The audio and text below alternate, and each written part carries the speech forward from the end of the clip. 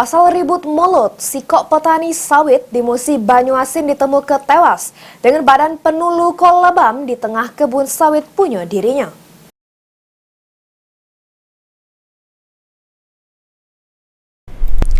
Sikok petani sawit bernama Roni, warga Dusun 3 Desa Talang Leban, Kecamatan Batanghari Leko, Muba, ditemukan tewas di tengah kebun sawit miliknya dengan tubuh penuh luka lebam terutama di bagian kepala.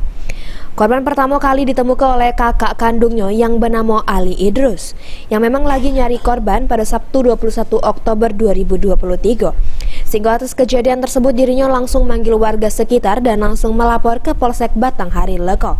Berdasarkan laporan tersebut, Polsek Batanghari Leko dibantu oleh tim Serigala Unit Bidum Satreskrim Polres Muba langsung datangi lokasi kejadian untuk melakukan olah TKP dan membuka petunjuk kalau pelaku pembunuhan mengarah kedua wong terduga pelaku yakni BD dan RR yang bergawe di kebun sawit milik korban. Pelaku BD sudah berhasil diamankan pada Senin 23 Oktober 2023 di tempat persembunyiannya, sementara untuk pelaku RR ini masih buron.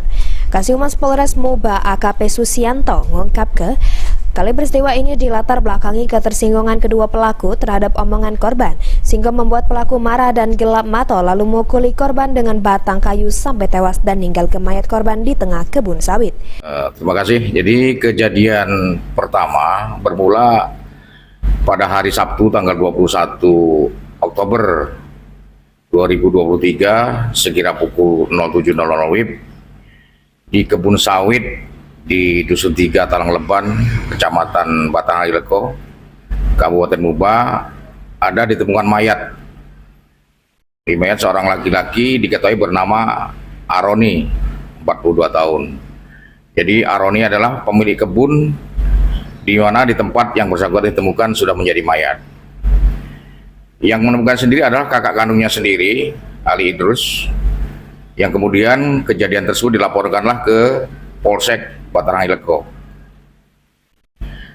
Menindaklanjuti laporan tersebut, Polsek Batanghari Leko melakukan penyelidikan karena belum ada saksi yang mengetahui kejadian tersebut, sehingga berkat kejelian dari rekan-rekan unit reskrim Polsek Batanghari Leko akhirnya mengarah kepada terduga pelaku. Ada 2 orang, yang satu bernama BD, yang satu bernama RR. Ruzi Iskandar, PAL TV.